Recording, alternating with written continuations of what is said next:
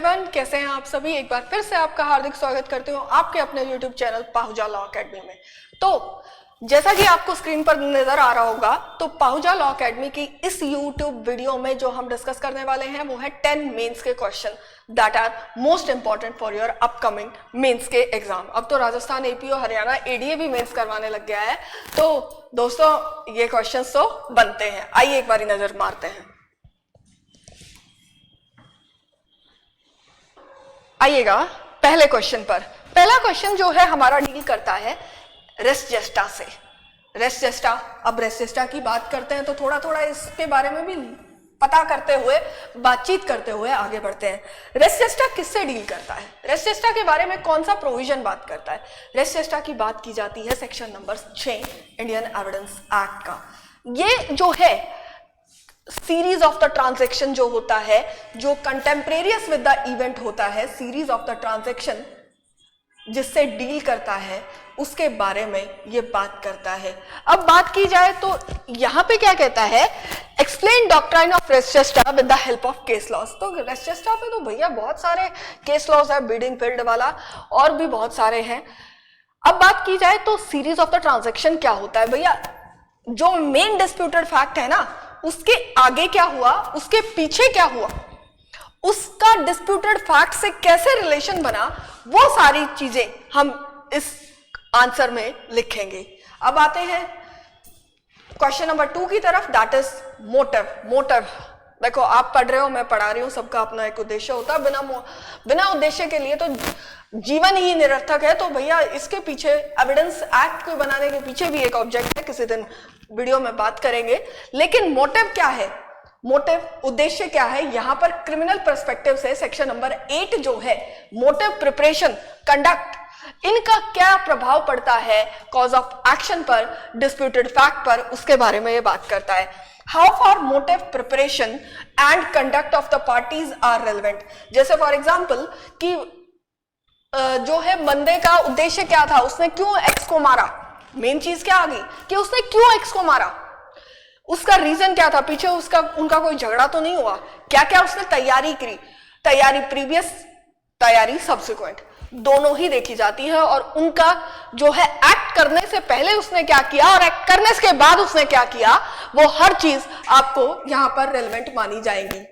अब बात करते हैं क्वेश्चन नंबर 3 की, write a short note on test identification parade. अब टेस्ट आइडेंटिफिकेशन परेड की बात करें तो ये सीआरपीसी में भी हम पढ़ते हैं और हम इसको पढ़ते हैं section number 9 Indian evidence act में। तो यहां पर अब वॉइस से भी हो सकती है, आप मेरी वॉइस को सुनते हैं तो आप मेरी वॉइस से भी पहचान सकते हैं, देखकर फोटोग्राफ्स के माध्यम से भी। तो टेस्ट आइडेंटिफिकेशन परेड पहले होता क्या है उसको समझते हैं। बात की जाए टेस्ट आइडेंटिफिकेशन परेड होता क्या है, तो पहचान कराना, किसकी पहचान कराना, एक्यूज्ड की पहचान विक्टिम को कराना। ये उन्हीं केसेस में कराई जाती है जब एक्यूज्ड और विक्टिम एक दूसरे को नहीं जानते हैं। जब दोनों एक दूसरे को जानते हैं तो कहां से अब पहचान कराने की जरूरत है।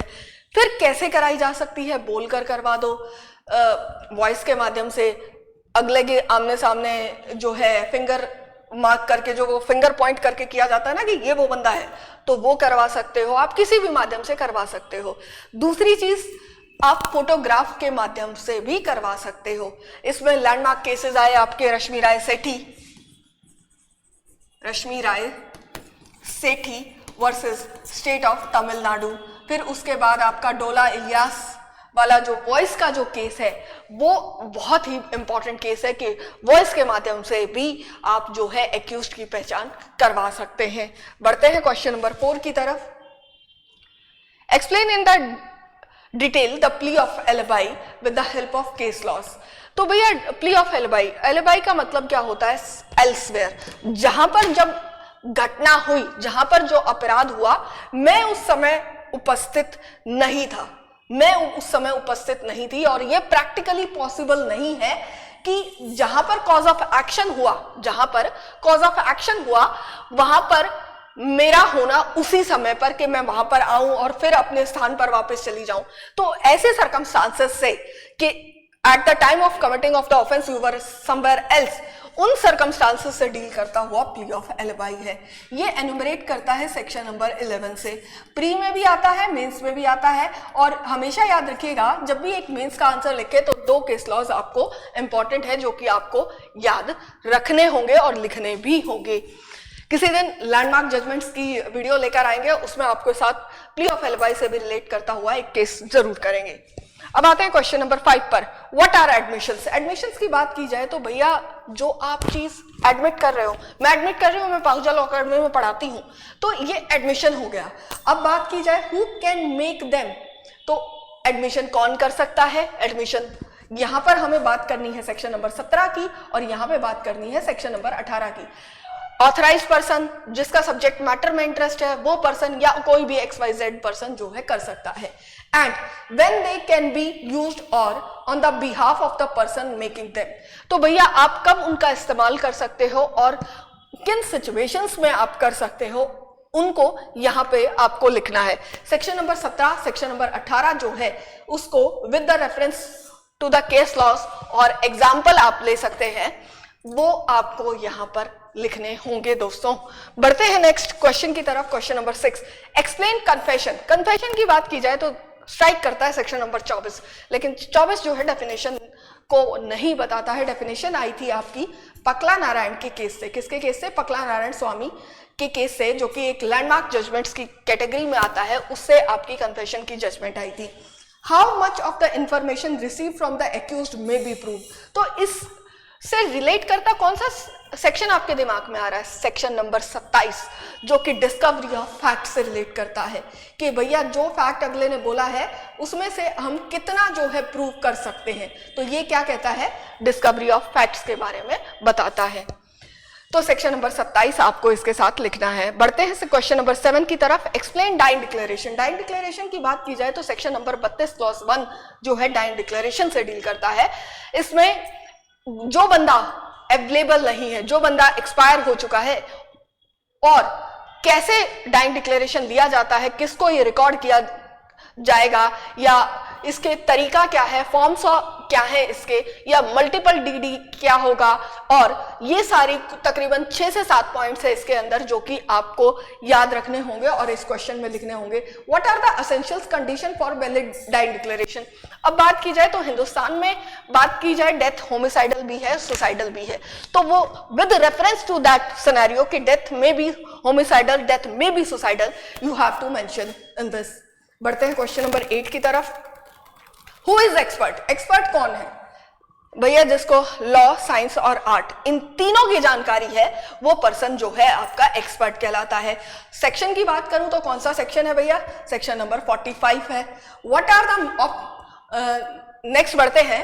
When are the opinion of third party are relevant? What is difference between an expert and ordinary witness? अब बात की जाए डिफरेंस की, एक्सपर्ट विटनेस और एक नॉर्मल विटनेस में फर्क क्या होगा, उसके पीछे बताइए।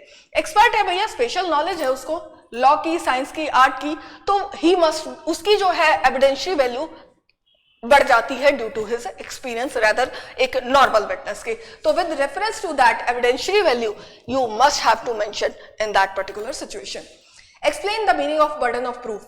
बर्डन ऑफ प्रूफ की बात की जाए तो 101 वाला जो है मीनिंग, 102, 103 ये वाले जो प्रोविजंस है ये आपको याद रखने होंगे। उसकी नेचर आपको बतानी पड़ेगी कि ये शिफ्टिंग नेचर का है, और जो बंदा जो बात कहता है उसी को, उस बात को साबित करने का दारोमदार उस बंदे के ऊपर होता है। अब बात की जाए क्वेश्चन नंबर 10 की तरफ। Explain estoppel and what are the different kinds of estoppel.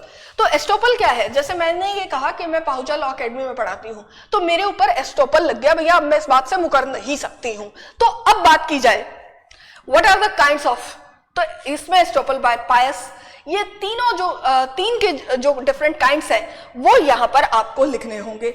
यहाँ पर 115 से वाला जो सेक्शन है दैट इज मोस्ट इंपॉर्टेंट। 116 और 117 को रेफरेंस में मत डालिएगा, लेकिन 115 को भूलिएगा मत, ये याद रखिएगा।